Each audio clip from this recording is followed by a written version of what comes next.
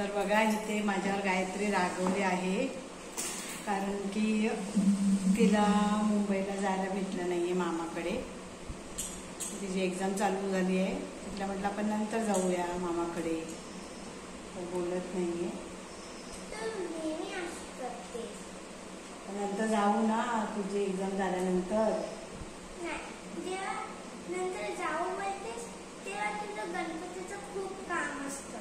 हो, मग त्या गणपतीचं करायला नको का सांगा. गणपती आहे म्हटल्यावर घरामध्ये साफसफाई वगैरे, त्यातून आपला वेळ भेटला तर आपण जाऊ.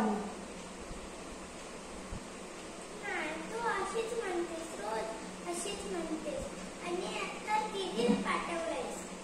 दीदीला पाठवलं म्हणजे दीदी तिथे कॉलेजला आहे, त्यामुळे तिला तिकडेच राहावं लागतं. हे समजत नाही तिला. आता अभ्यास महत्वाचा आहे म्हटलं ना, तर अभ्यास काय करायला मागत नाहीस. अभ्यास वेळेवर केला असता तर कशाला जायला भेटलं असतं.